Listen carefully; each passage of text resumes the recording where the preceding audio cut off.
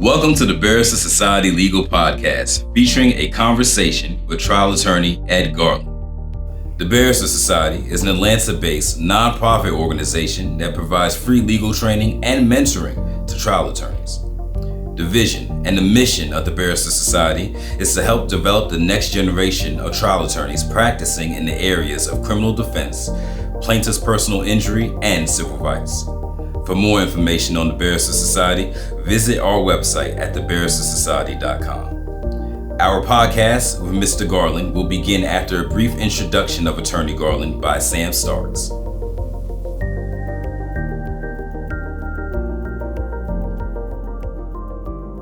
In 1999, after several years as a public defender in Washington, D.C., I met Ed Garland.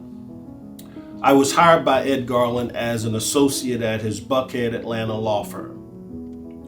While working for Ed, I learned a lot.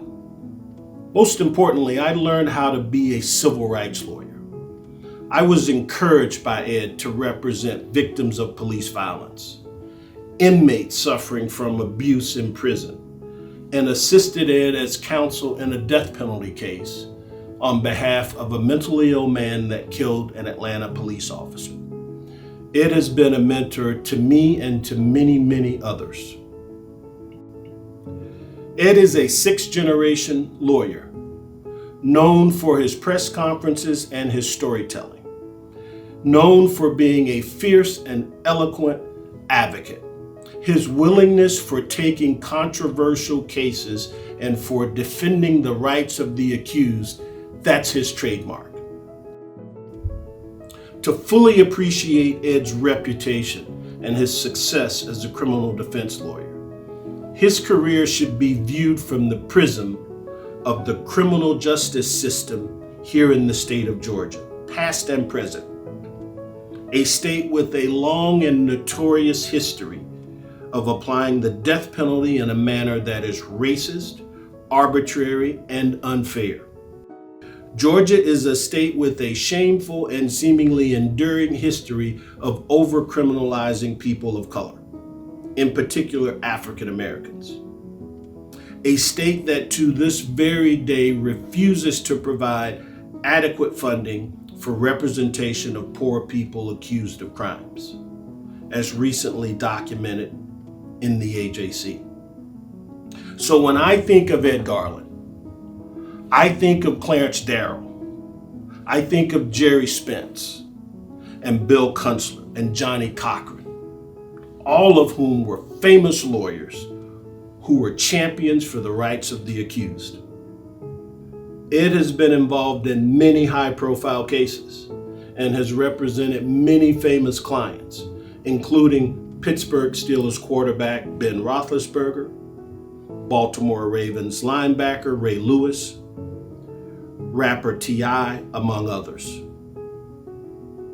I can remember during Ed's representation of Ray Lewis on murder charges, I watched him give a press conference when he called out Mayor Bill Campbell and he called out Fulton County District Attorney Paul Howard for what Ed described as an attempt to railroad Ray Lewis, like what was done to Richard Jewell, who was wrongly accused of the Olympic Park bombing.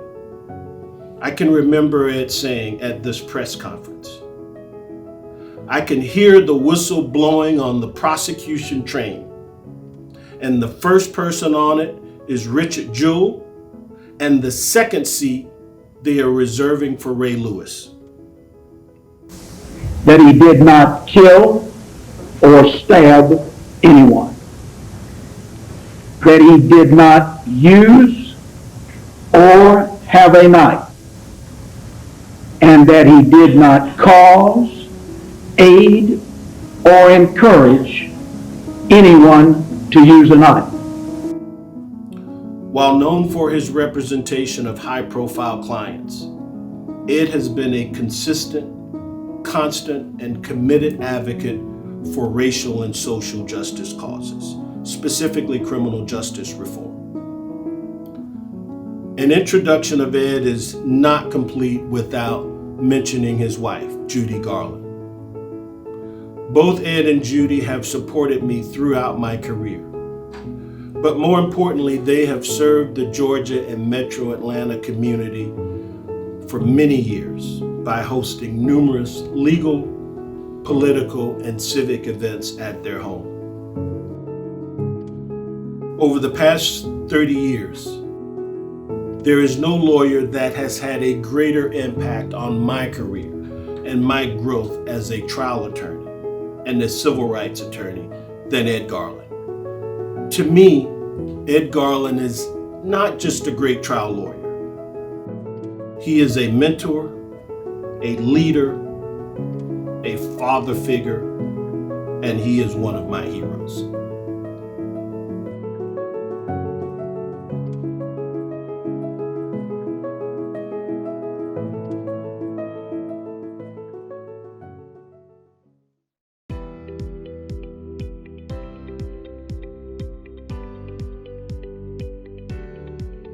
I want to thank you, though, for having us here at your home and agreeing to do this podcast for the Barristers Society. It's something that me and Taurus and John have really been a part of for many, many years.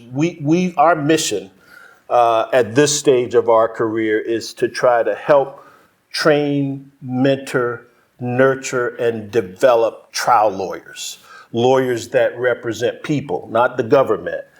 People, not companies. Well, I want to thank you. It is joyful for me to have you, Sam, John, and Taurus come here and for us to talk about your rather holy mission that is so critical to our society, to our country, and to the future.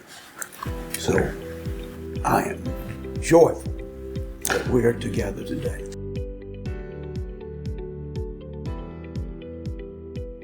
Thank you. And I guess in some ways you are kind of responsible for all of us being here. I came to Atlanta in 1999 to work at your firm. John and I had been public defenders together in DC. I came to Atlanta to work at Garland, Samuel, and Loeb. I met Taurus shortly thereafter, who was a public defender at the Fulton County Public Defender's Office. So myself, Taurus, and Rap, we all come from a criminal defense, but more importantly, a public defender background. And that really kind of informs everything we do. But the thing I want to sort of have you talk about is within a couple of years of being at your firm, I had done, at your encouragement, police brutality cases, prisoner rights cases, a death penalty case.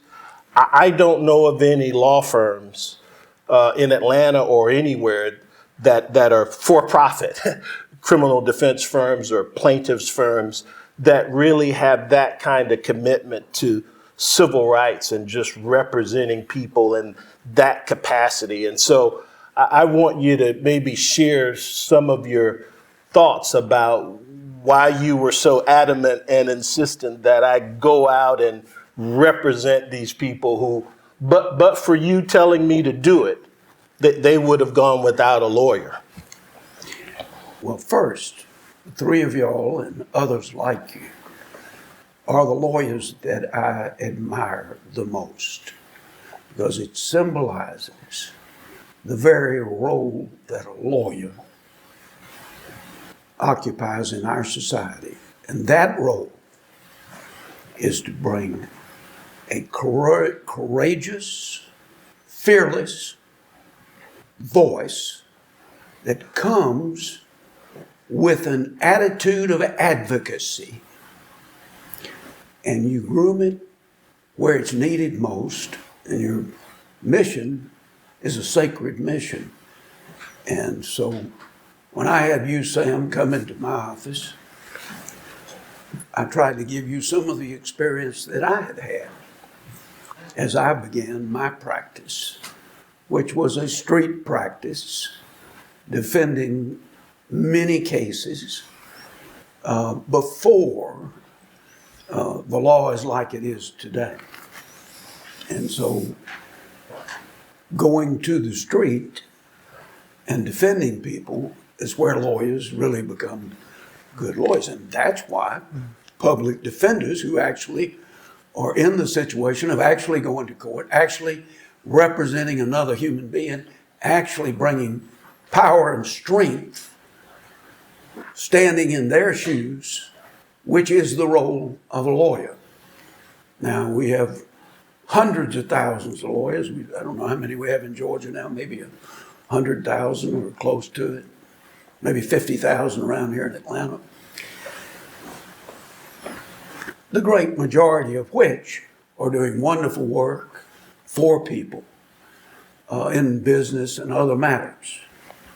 But there's a small number who embody what lawyers started out to be, and that is to be an advocate, to walk in the shoes of another human being, to feel their blood in your veins and stand for them when they are weak and give them power. And that's what public defenders are about, because they are carrying out the doctrine of defend the least of these, look after the least of these in our society. Now, those skills and that attitude can be utilized at all levels, and we're seeing it today with the most powerful people having to hire flocks of lawyers to defend them, and the lawyers that will help them, and the lawyers that believe they can do something to help their client.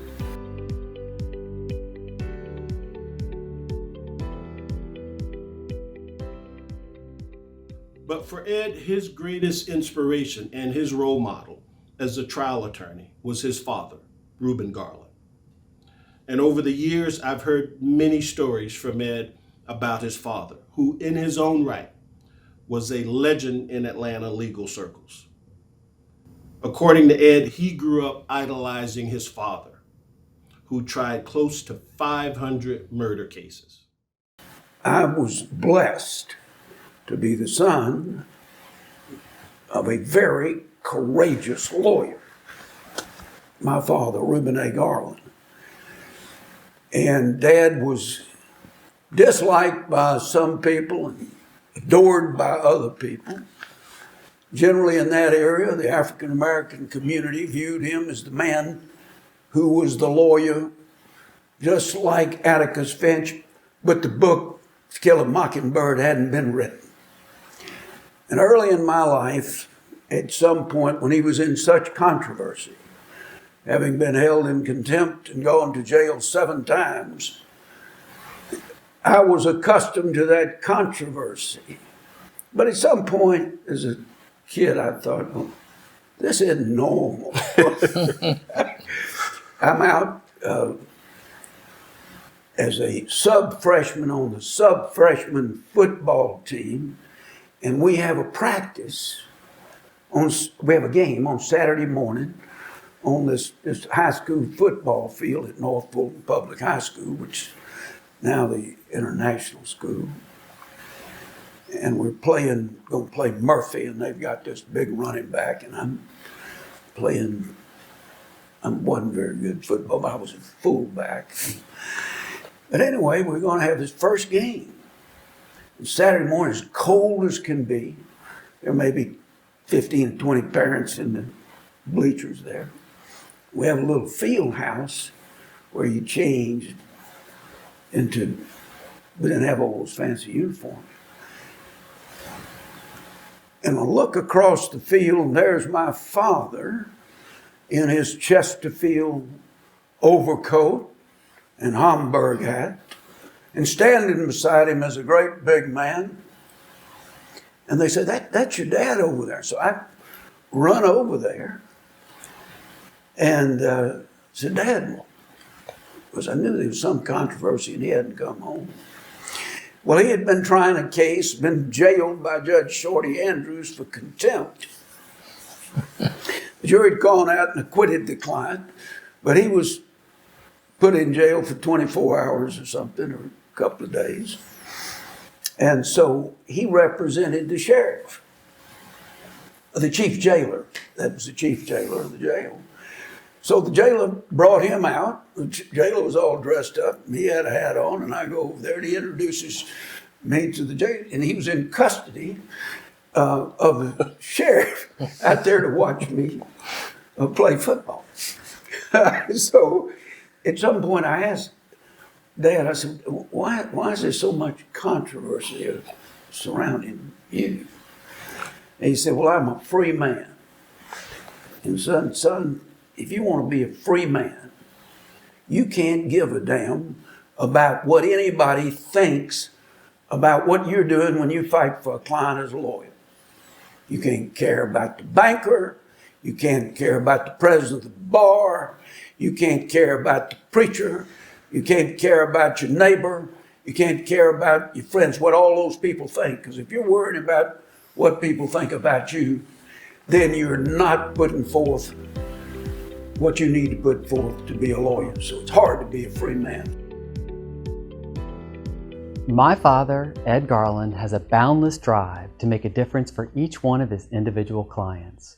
Fearless in the face of the crushing weight of a government prosecution, saying to his client and the government, if you want to get to my client, you're going to have to go through me first. Every day, he stays faithful to the values instilled in him by his father, my grandfather, Reuben Garland, who traveled across the state fighting for the marginalized, the hated, and those whose society simply wanted to throw away. My father's mastery in the art of cross-examination is legendary. A federal judge, after witnessing a cross-examination performed by my father, wrote, "This court has never seen a witness more thoroughly impeached. Defense counsel's impeachment of the witness was devastatingly thorough and thoroughly devastating." My father is a fountain of creativity overflowing with fearless determination.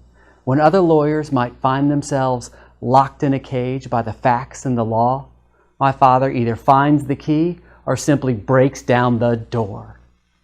Practicing law with my father, learning from him, standing side by side in the courtroom as we fight for our clients, is quite simply one of the greatest joys of my life.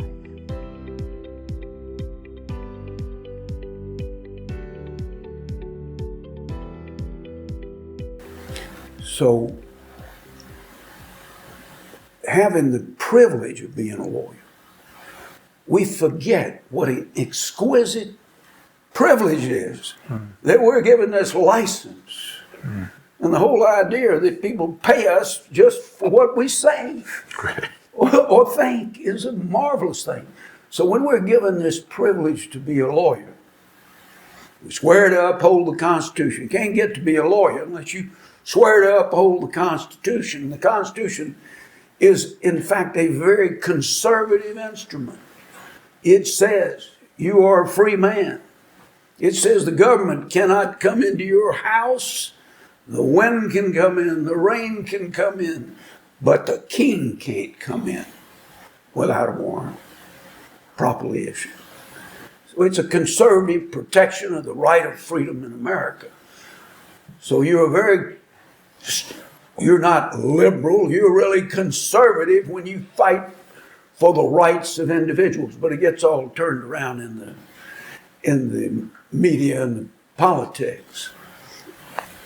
So being with other people, fighting for a client, whoever it is, however rich, poor, but fighting, doing something to help them, bringing what I call the spirit of advocacy, the attitude that I can help another. I can figure this. I can do something.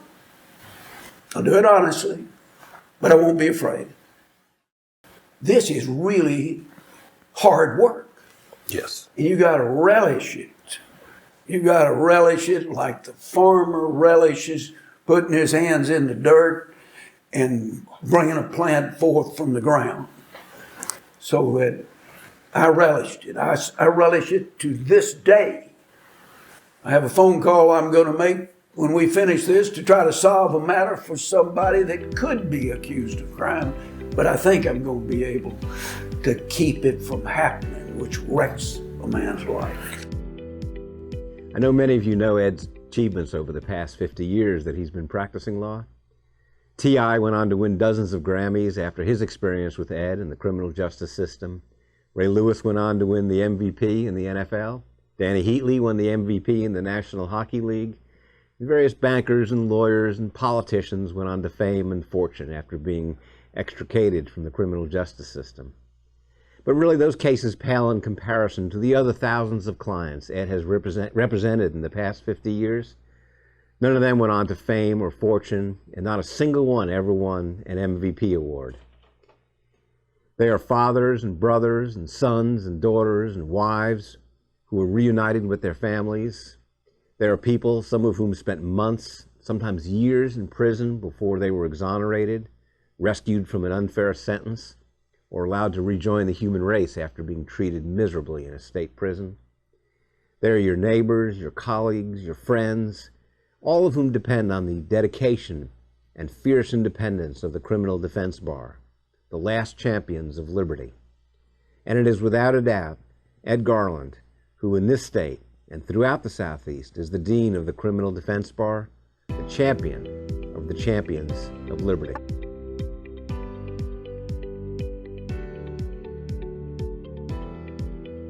So you said, Ed, this is hard work. This is hard work to do it well.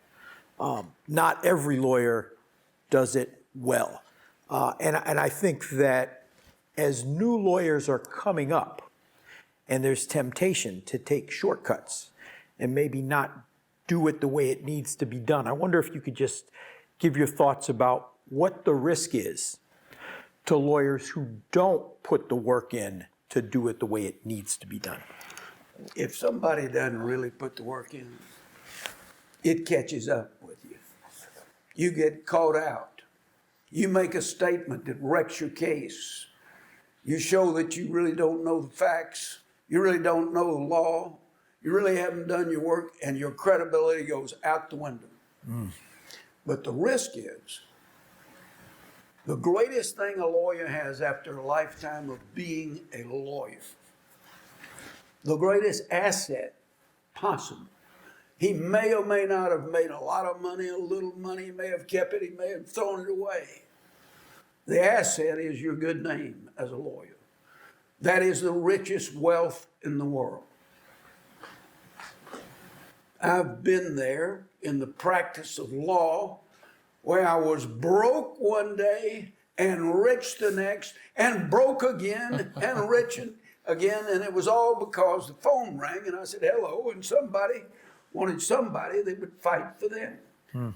So really, your concern needs to be your good name as a lawyer. It's worth a lot more than all the stock markets. It's worth a lot more than any assets you have, because the phone can ring and someone will pay you to care for them. And that's so the risk in cutting a corner or telling a lie, just telling a lie, it can destroy your career. I think Taurus wants to talk about being broke and rich. Probably the rich part. I know about being broke, he knows about being rich. Don't be afraid of being broke.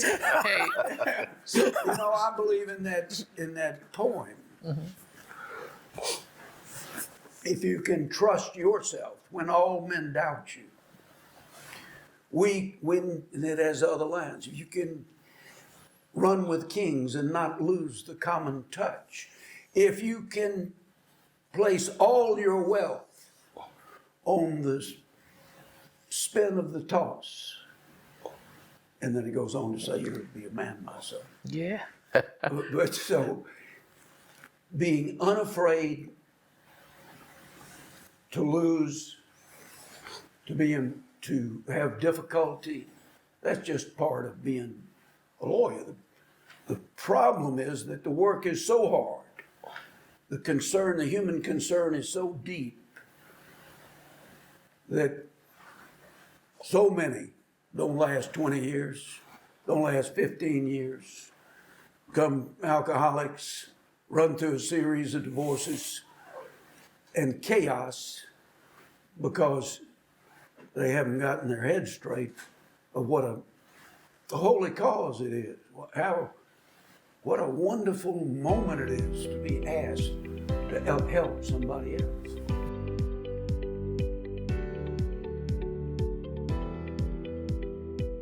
Well, Ed, I want to follow up on not cutting corners, and I want to talk with you about the preparation of your criminal cases. And in particular, what are you like in the 2 weeks prior to a trial? And if I could do this in the form of a hypothetical, guy comes to you with a murder charge where he's had to shoot someone and that person died, and he says, hey, that guy pulled a gun on me first. And that's what is it like? How do you prepare your criminal cases? If that case comes to you, that's your case right now. Kind of walk me through the preparation up to right before you're trying that case. I'm just going to tell you a story to begin with about reality. I'd been a lawyer in my dad's office, 3 rooms, his office, reception, and a library. And in that library, I had a desk about this wide, and I had a salary from my dad of $300 a month. And I'm there, he's gone. It's about 6 o'clock, the phone rings, one of those dial phones, picked it up. And there was a deep voice on the other end of the line. And he said, hello, I want to speak to that young Garland. I said, well, that's me. And he said, well, I know your dad. He says you're going to be a good lawyer. And one of my parishioners has killed her husband. And I want you to defend him. He said, this is Reverend Martin Luther King Sr.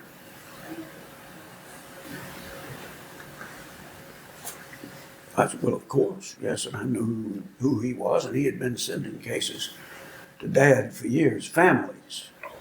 So this is my first murder case. And I take the case, and this woman had taken a knife out, and she had stuck her husband in the backyard of a house where they were having a party on Sunday afternoon, and he had no weapon.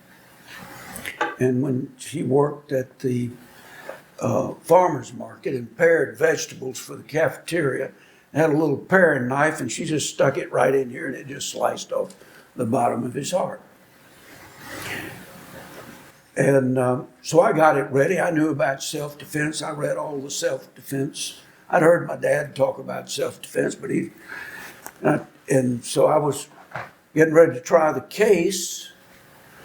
The morning of the trial, had been assigned to the best prosecutor in the Fulton County office, J. Roger Thompson, later a federal prosecutor and federal magistrate. And then he had a career after that. And he was just known for being the best there was. They set this down for trial, and it was probably 5 o'clock in the morning. I'm going to trial. Dad hadn't, he'd said, read the charges, and he just throwing me in there. And he called me up and said, are you ready on your case? I said, yeah, I think I'm ready. And he said, well, have you been to the scene? I said, well, no, Dad, I haven't. He said, I'll be over there in 5 minutes. He came over. We went out to an African-American neighborhood, went to this house. The sun hadn't come up, went into the backyard. And he said, what's your defense? And I said, my defense is that he had beat her in the past. He'd have brutalized her in the past. She knew with a look in his eyes, she knew what he was going to do. And he was right there near a rock, and she knew that he was just going to grab that rock and bust her brains out. And he said, do you see the rock? What does the rock look like? I said, well, she's described it to me. I actually drawn a little drawing as I try to show it. And I looked around and I saw a rock looked like it, and I picked up the rock and went to court. That dropped me off. So in the trial, I put the defendant on the stand. I proved up a long history of abuse, subpoenaed the records from Grady Hospital. I put her on the stand, and she told her story, and I said, I want to show you defense exhibit number 1. Do you recognize this? Well, that looks just like the rock. I said, I had a sticker. I said, Your Honor, I introduce defense exhibit number 1. Prosecutor hadn't objected. The rock went into evidence. I then went over to the jury, and I took the rock, and I said I wanted them to see it. And I went down, and then I put it on the jury rail, but it was a rock that had angles on it, and it fell into the jury box. Bam! The juror jumped back, and she was acquitted. And so I learned, and then I read about lawyers. I read Sam Irwin, the old North Carolina judge and lawyer that had been the chairman of the Watergate Committee. And he told about being a young lawyer. And he was worried. He'd been appointed to this terrible case, and he went to the judge and said, "Now, Judge, I just really need to know what to do. I've never tried a case." And the judge said to him, "Sam, go salt down the facts. The law will take care of itself." So between those two stories and others, know that you got to go out there and get in the shoes of that client. You got to get in the position. You've got to know what everything looks like around you. If it's at night, you got to get out there at night. So I learned that way. And so the lawyer must be the master of the facts as best he can. And it used to be you couldn't get the facts. You didn't have any discovery. They took the stand. You didn't know what they were going to say. So you also got to have resourcefulness and a belief. No matter what that witness says, I'm going to watch and listen. I'm going to find the weak spot. So it's never changed. Now you got to not only do that, you got to master the law. And then you got to master who are the witnesses and what are they like. And what is the judge like? And what is the prosecutor like? And God knows what the jury is going to be like. So you got to master all of those things and have all those moving parts. And so 2 weeks before Taurus, I'm in a state of anxiety, fear of failure, fear of not knowing enough, not knowing what the right thing to say is, and frightened that I won't do a good job. And I think that the danger for lawyers thinks that he knows what he's doing. So I kind of view it, you got a blank page. I don't know anything.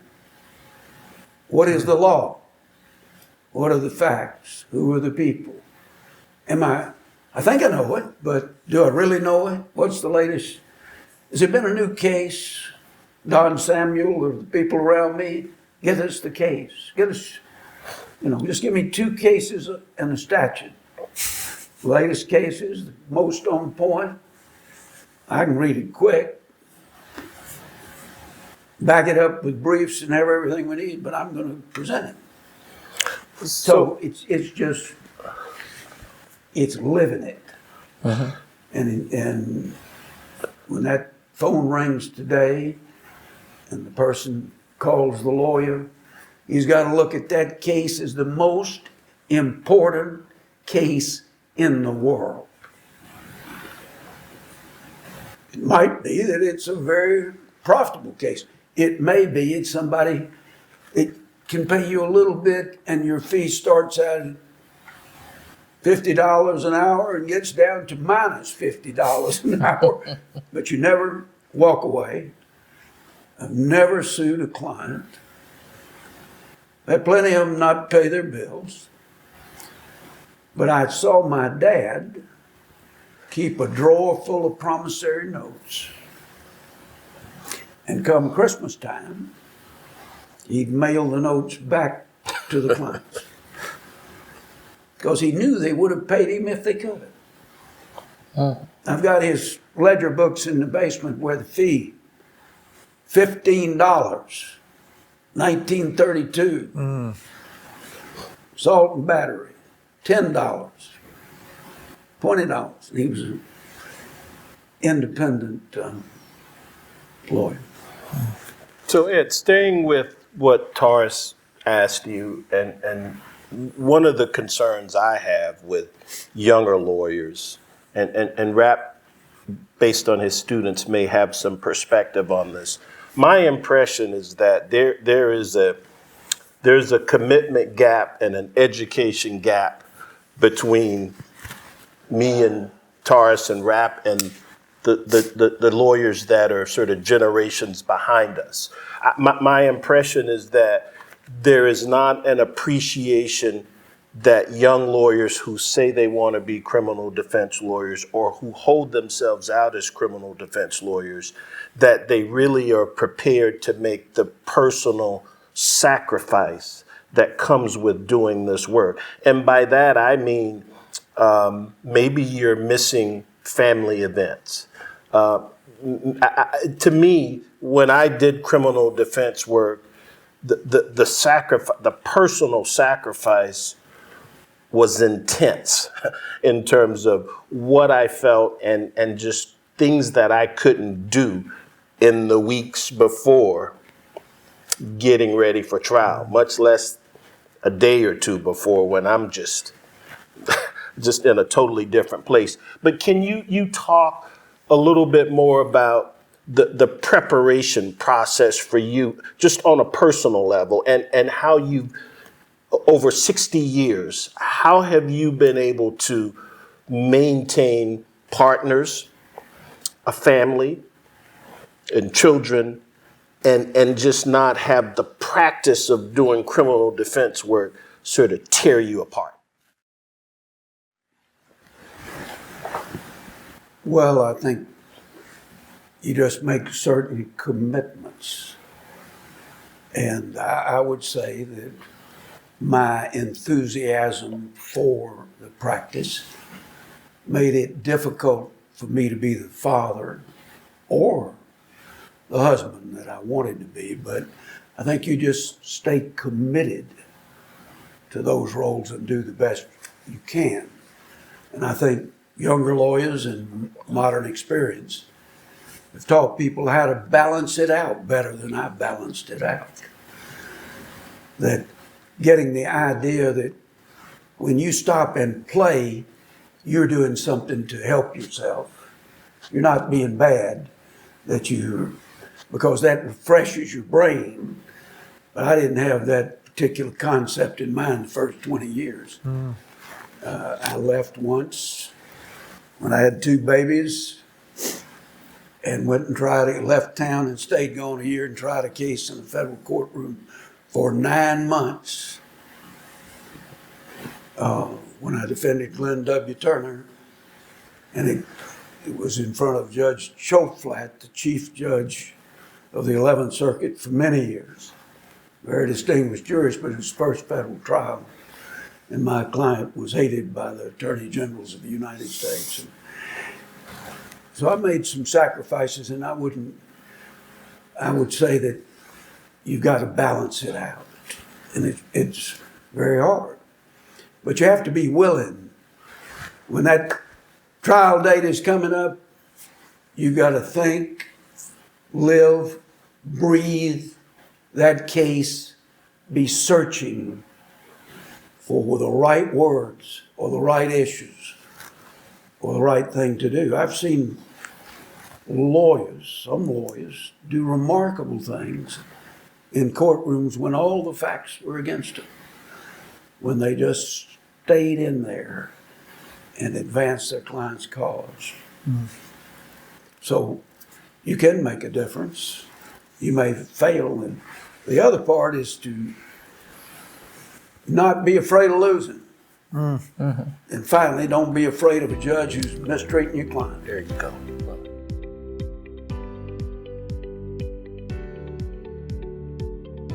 I want to speak with you about being a storyteller. I find that great trial lawyers are often great storytellers, and I want to have you talk about how you became a great storyteller and what advice you might give young lawyers on what it takes to be a trial lawyer, where you have to stand up and know every scale on the hide of the fish for this client.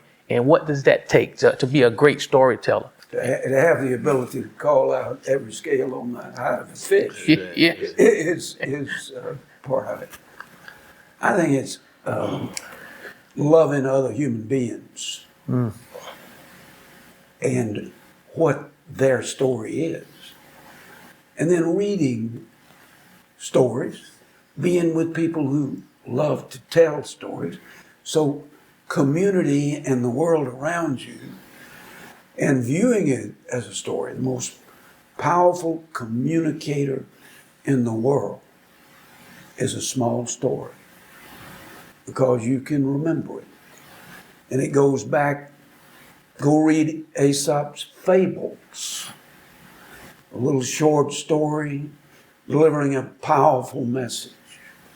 I've used Aesop Fables, and probably it's others, I picked it up somewhere, but the determination of the turtle finally gets there, rather than the rabbit who can run faster. I tried a number of cases where I would tell a story about the government being after my client, and they'd come after him and after him and after him.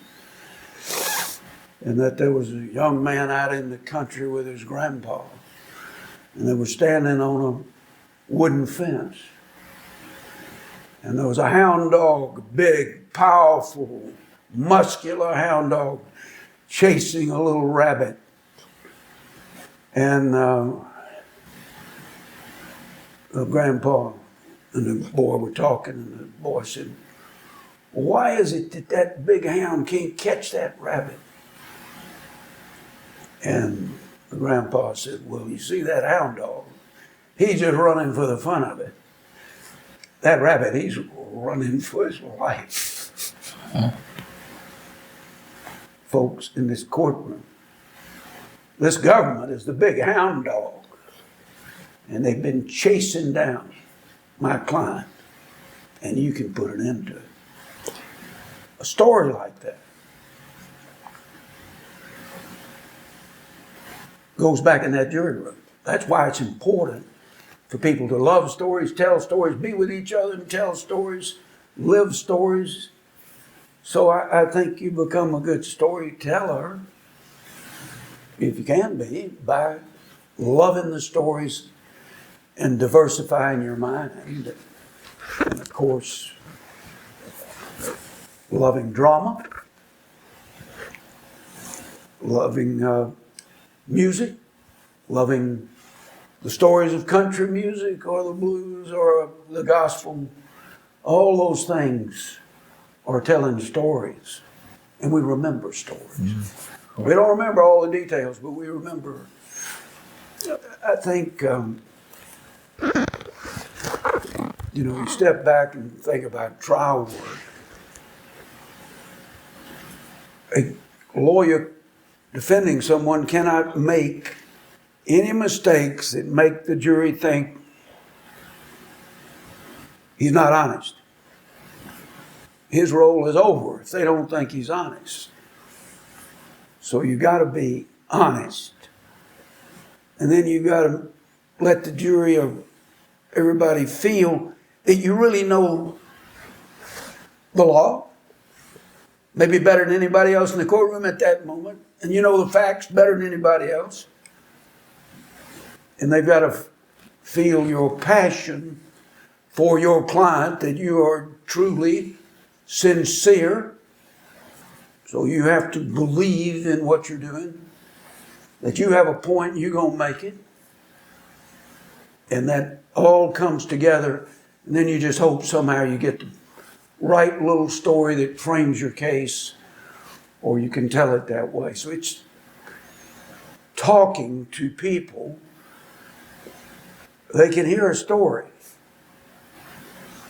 They relax when you say, now let me tell you a story. Their whole body goes like that. If you try and tell them some facts and get them to listen, and you're preaching at them, they're not going to listen. They're going to shut down, not going to remember it. And so you just, so the jury believing you're honest. They may believe you're wrong, but they believe you're honest, you got a chance.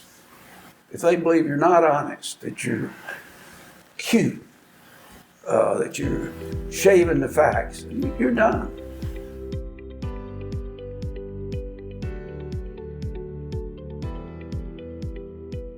So that sort of reminds me, Ed, you and I think Steve Bright's office were all involved in representing a young black man that was charged with capital murder for killing a police officer in Midtown Atlanta. I was just listening to you sort of talk about just one aspect of storytelling. But as I recall, and as you may remember, that young man's story was that he was experiencing a mental health breakdown. He had a very serious mental illness. And that, getting to know him and his family, and we were so convinced of that we made a decision and did something that I've never done before to try to save his life. And I think it was McBurney, who is the judge now. We said to McBurney, if you doubt what we're saying about this man's mental state, we'll let you go into the jail and just talk to him.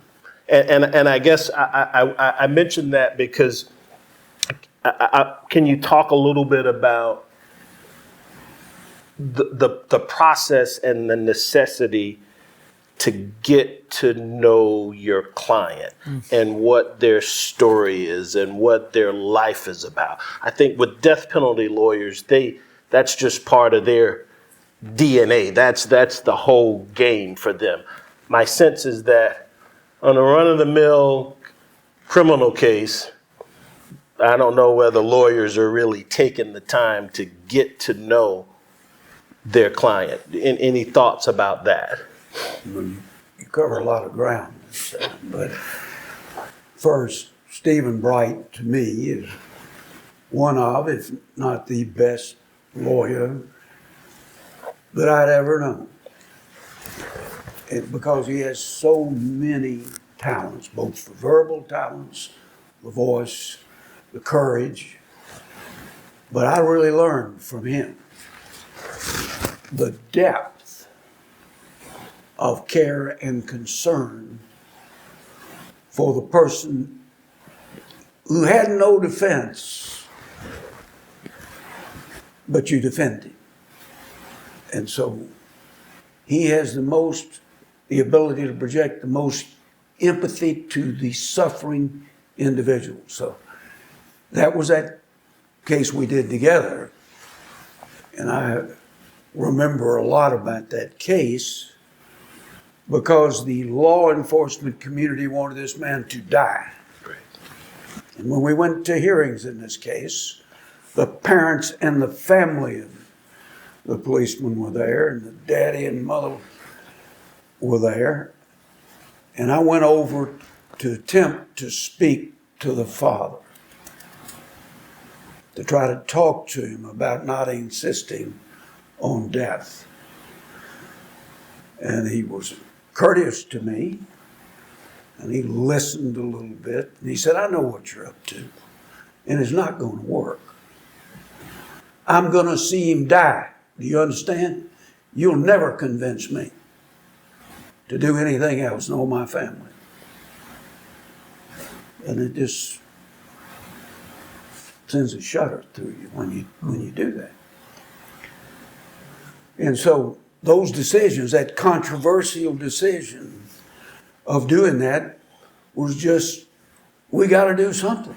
We got to do something. Desperate. We can change. And as you know, we just wore Paul Howard out. Turned down 10 times. We're ready to plead, we'll take life. We had no doctors that could say he was insane or he couldn't, but we had some medical that could get us maybe halfway there.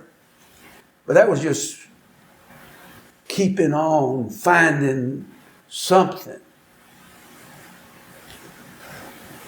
I tried murder cases when you didn't have mitigation. When the jury went out, they came back with up or down, life or death. Not guilty, guilty, life or death. So anything you wanted to put in about your client, you put it in during your case. And then so you were very constricted, and we didn't know all those things. So I had a case for a man named Robbie Llewellyn. And the essence was he owned a gay bar. He had a competitor had a gay bar. And he hired a hitman. And the hitman went out and went to the home of the other man, went in, killed him, and there were 3 young men there with him. These were all white people. And he killed not only the man he was sent to kill, but he killed the 3 young boys and brought the ring back and the finger with the ring on it to my client.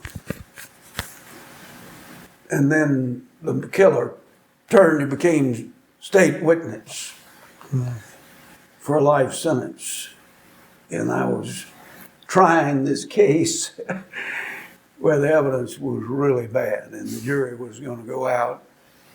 Tried it in front of Judge Charles Weltner. And I had done everything I knew to do.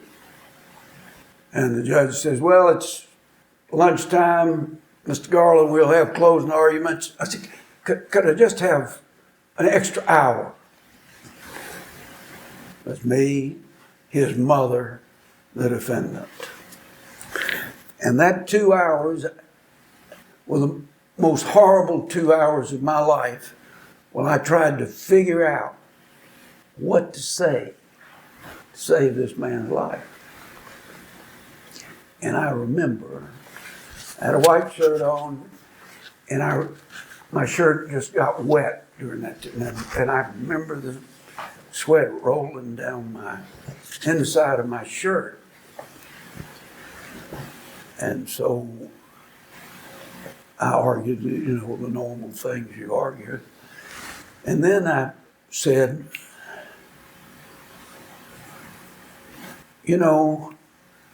blood flows in this man's hands, just like it flows in your hands. And his mother was there. I said, Miss So-and-so, come up here, please. Put your hands here on the jury rail. You see, I said, blood, you see through those veins. She had big veins. That blood running through those veins, running through his blood veins. And you don't have to take that blood. You don't have to kill. And the jury went out, and they came back. They hung 10 for death, 2 for life. Of course, in that situation, he got life. But I remember that effort because I didn't know what to do. Now today, we know what to do. You have a mitigation hearing. And the death penalty lawyers and the people that have done that have recognized what every lawyer who ever represents a criminal defendant has to learn. That somewhere in there, if you listen hard enough and deep enough, you can find something. And during that 2 hours, I found the idea of the mother. and they didn't have to take the blood of a human being. That was pretty simple stuff. And it just came because I was desperate of what to do. But the point I wanted to make about listening and seeing the client is, as a young lawyer, I was all into, I knew what I understood, what the law was, what I was going to do, the motions I was going to file, the words I was going to speak. But finally I learned, if I wanted to have the client really give me the information and follow my advice, that the most important thing was to listen to the client, not be talking myself. Right. And I tell people, if you want to take charge of the big client who's controlled the world, who's got money, thinks he knows everything, the only way to do it is to exhaust him with listening to him. Till he finally knows this guy, he understands me. And he may be lying to you, but at some point, he's done it. And when he knows you've listened, and you've listened to him and all the things he said, you can take charge of it. At that point, and the trial lawyer's got to have the client who will follow his advice. Otherwise, he's wasting the money. And the only way you can get them to follow your advice is if they believe you really have listened to them.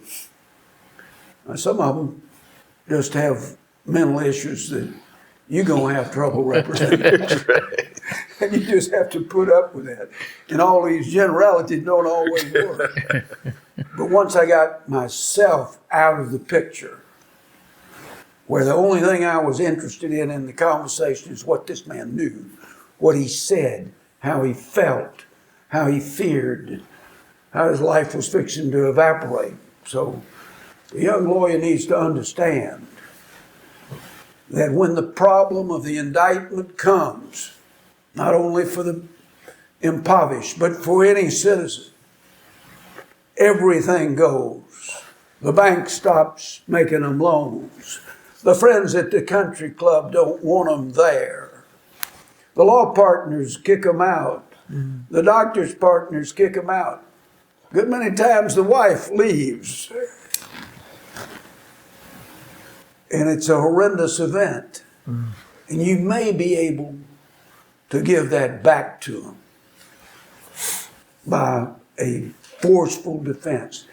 You have a precious role. And it's exciting to do it and challenging to do it. And sometimes they'll say thank you.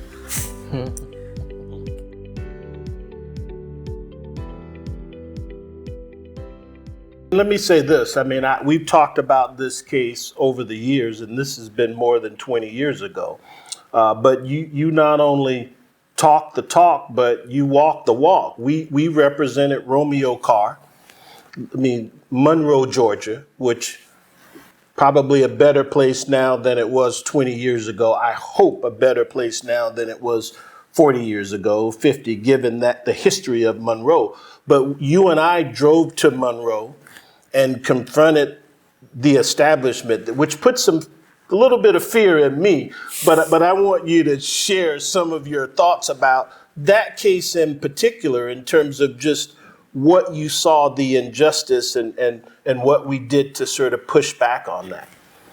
Well, being with you and us defending Romeo Carr was a great joy when I look back on it and all of the things we went through. But my recollection is that I first sent you alone down to this county, and you were not familiar with rural Georgia. And that county has the worst racial history of any county in the state of Georgia. The most lynchings of blacks occurred in that county, with the racial hatreds going right up into my career, having tried a case there myself in that circuit where a black family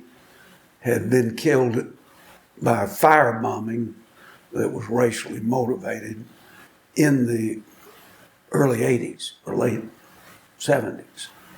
And I had defended the man accused of being behind it, and he was acquitted of that. But I understood that county, and I remember sending you down there alone to find out what went on in this case that we'd gotten a call for. I think you went to the hospital and visited Romeo Carr, who'd been shot up by the police for no reason at all. So in that case, the shooting takes place where he's basically ambushed because he was going to a store where somebody had sold some little drugs, and the police viewed it as a problem, and they stationed themselves in the woods, and they heard this talk going on, and then the guy heard some noise and kind of looked toward the woods where they were all hiding out, trying to catch somebody dealing some drugs, and they opened fire on him and shot him down like a dog in the street. And so you went to the hospital and called me, and you had some shakiness because you knew a little bit about it. Some trepidation, so right. They hired us, and you came back, and then the police, press is covering it all, won't say who shot Romeo Carr. And you and I were pretty upset about it, so that time a lot of press was available to me, and so I organized a little trip down with the press following us to go find out who shot Romeo Carr. And we drive into the center of Monroe, and there was a parking lot where the sheriff's office was and the courthouse, police vehicles out there, and it was a pretty big parking lot. And so I think, Sam, you were driving me, and I said, well, drive over there. Let's see what those men, who that is over there standing, a big group of law enforcement. And there was a great big sheriff in the middle of it, and I get out of the car, and the media gets out of the car following us, and Sam's right beside me. And this cluster of people, it's pretty clear that there was one guy was the head guy. And I said, I'm looking for the sheriff. And, well, I'm the sheriff. I said, well, good, you're the man I'm looking for. I want to know who shot Romeo Carr. And the TV camera was going. And he said, I can't tell you that. I said, well, sheriff, now, I've been a lawyer a while. I've dealt with a lot of sheriffs. And I know you can tell me. So why don't you tell me? You know who shot Romeo Carr? And he said, well, I don't have to answer your questions. I said, yeah, you do. You're a public official, and I'm going to find out who shot Romeo Carr. Are you saying you don't have the courage to say it? And it went like this, and he puffed up, and I puffed up, and we had a standoff there, and then we found out who shot Romeo Carr. Right, and we're still, even today, you have some counties that when the police shoot and kill people, they won't disclose the identity of the officer until their investigation is done. Yeah, but it takes a courageous lawyer to puff back at a puffed up sheriff who has a gun on his waist. Where it was unclear to Sam and I whether I was going to be arrested, he's going to be arrested. But that's the moment. That's what advocacy is.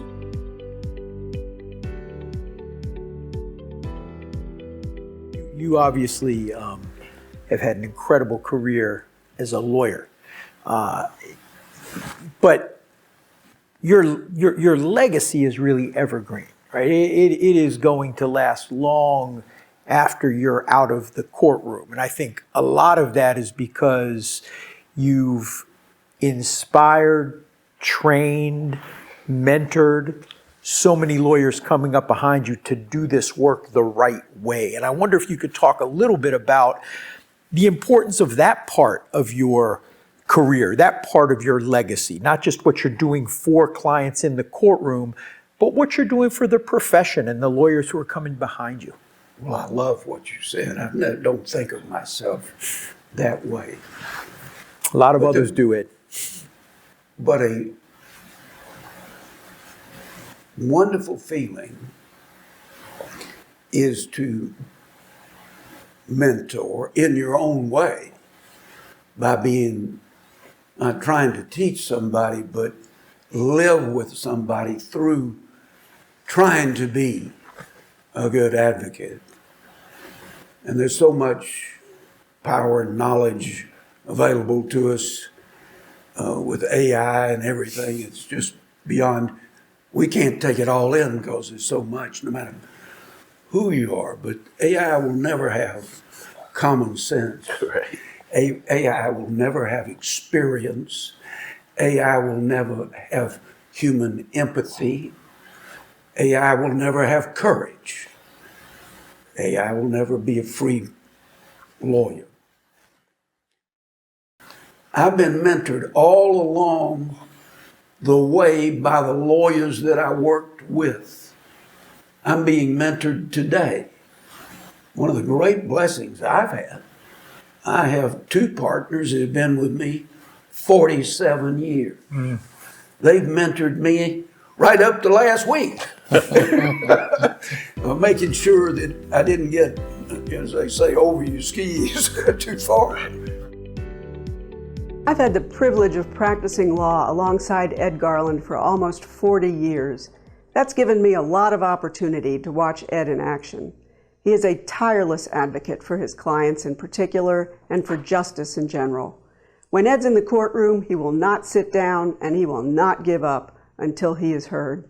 There's no intimidating Ed. And I've seen him mentor dozens of young lawyers, teaching them the importance of pursuing the truth and preparing diligently to achieve the best result possible, whether it's for a civil victim of negligence or a civil rights violation or a criminal defendant fighting against the power of the government. And then there's the softer side too, when he's the counselor part of Counselor at Law. What we do takes not only grit and determination, but also heart. And that's one thing Ed Garland has a lot of.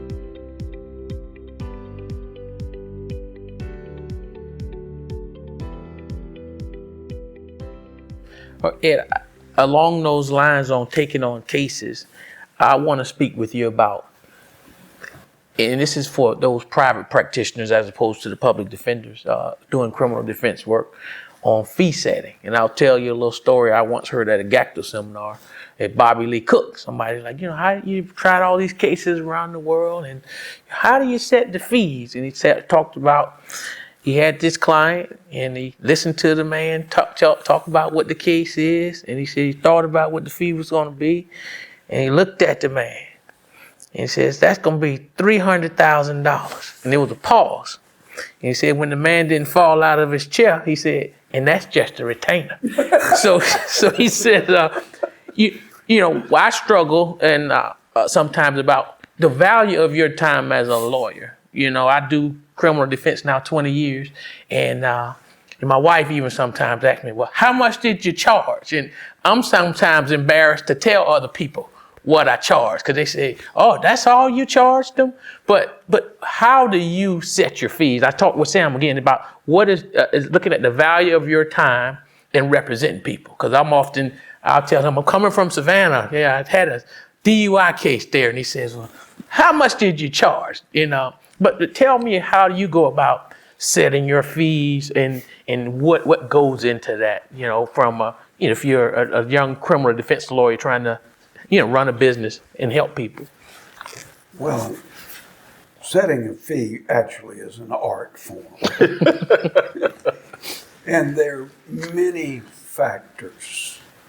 In some ways, the criminal defense lawyer is going to be taking cases where people barely can pay, don't pay, and you're going to be providing in part, pro bono services. And then you never walk away from the client unless they fire you or you're just totally incompatible. You're going to finish it out. You took it. Well, that's one fee for that guy. But when the guy comes in and he's got tons of money, you better evaluate yourself highly and in between. From those that have none to those that have a great amount, you always have to say, what I do is worthwhile. I'm going to give myself to this case. And you know what your overhead is? Don't be fearful of putting great value on you and your time. You have to be somewhat of an egotist who believes that you have the power and the skills, and you have to value that. If you convey to the client that you're not worth much, you'll do it for just a little bit, just so I can get by, they think you're not worth much. Mm-hmm. So they want somebody who values themselves, who then will value them. But I did develop this technique. Listen to the client deeply. When you do, you get sympathetic. You feel like they're being mistreated. You feel like, yeah, their story makes sense. I can help them. The real thing that goes on to be a criminal defense lawyer is, the guy says, Torres, will you help me?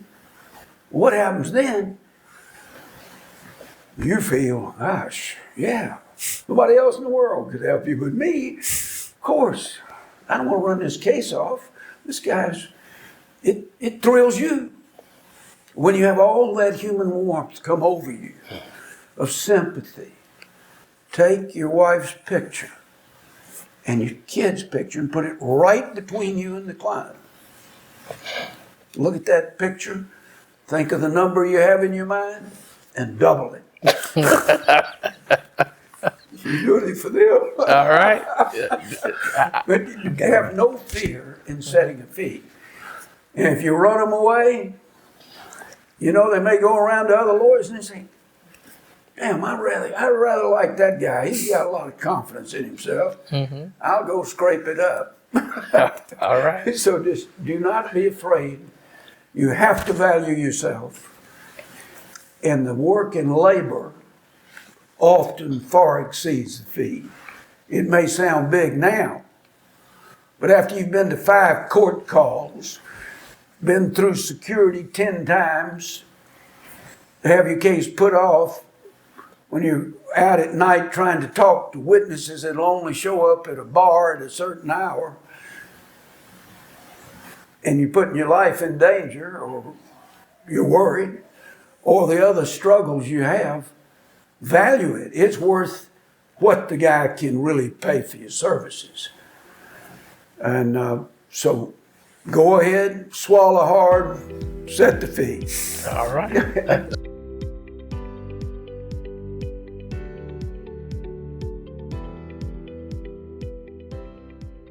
Ed, I have a question for you as a married man who has worked closely throughout my life with my wife to support the work I do. You obviously have a wonderful partner in Judy. Sitting here in your living room reminds me of the many times I've been in your home. When you've opened your home up to people who care deeply about democracy and democratic principles, and I think what I have sort of learned from you is that trial work is sort of, in many ways, the heartbeat of our democracy. You can't disconnect the work we do as trial lawyers from other important democratic efforts. And you've opened your home up to others along with your wife, Judy. You've kind of worked together in doing that. When I was a kid, my mother once said to me, the 2 most important decisions you make in life are the person you spend it with and the work you commit yourself to, and not necessarily in that order. And I look at you and I think you've kind of balance those things. You have a partner who may not be in court with you, but it seems like when I'm around you, you two are very supportive of one another. And I wonder if you can talk about, as a married man, how the importance of having the right partner in your life to support you as you do this really important work. Judy has been an anchor that kept me from spinning off the face of the earth. And it held me back and burst the balloon and say, well, you're just a regular old human being like anybody else. And so it's been thrilling, but I think lawyer is blessed if he has someone who is there when he comes in from the turmoil and the labor and the uncertainty and the disappointment that you so frequently have to immediately overcome. So honoring that somebody else will sign up and be part of you doing this is a sustaining thing. And I grew up before divorce was so easy. It became a no-fault divorce. And early in our marriage, when I just left, I was a madman, and I would leave and get up at dawn or before dawn, and I'd go work out, run, and I'd come in at 8, 9 at night. And it was, a moment came up where there was in her family a divorce. And I said one night to her, I said, I'll never let you have a divorce. And it terrified her. She felt like she'd come in from out of town in this little tiny apartment, having to make her way, and I'm gone. And that she was trapped with this aggressive man she'd married. But she said in later years, it was a comfort. She knew I wasn't going to leave. I think it is the commitment that you make that makes the marriage work, because you're just so determined to make it work. And you have to ask for forgiveness a lot.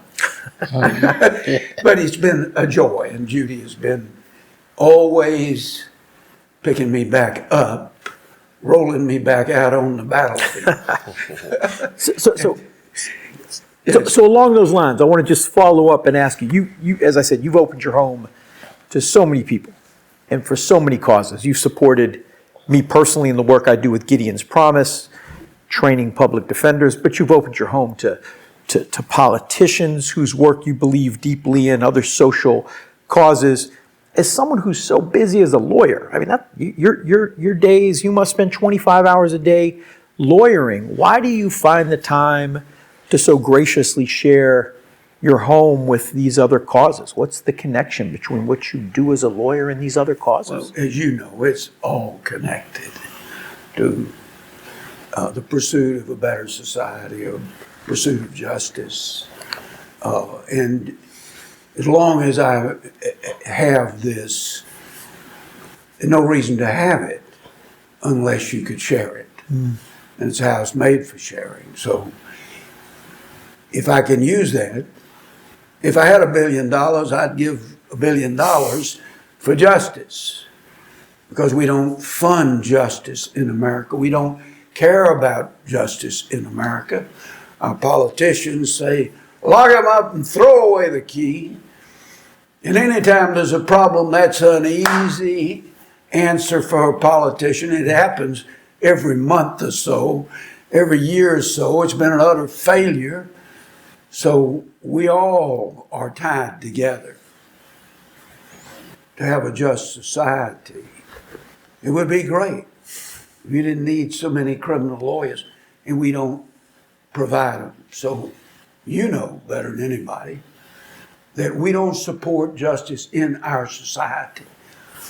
We have to support justice and fairness and opportunity for everybody in our society. So when we stand up and we push back the abuse of power, we're doing our little share to make it a better world, to make it a better place, to give opportunity to somebody who's not going to have it.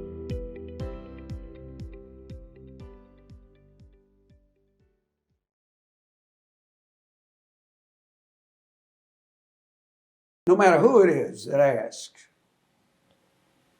If they ask for my help, my duty is to try to help them if I take the case. And I'm not the judge. My job is not to be a judge. My job is to stand for this person and help them. And I will do that and make the system work. So when the finger is pointed at you, the system will protect you.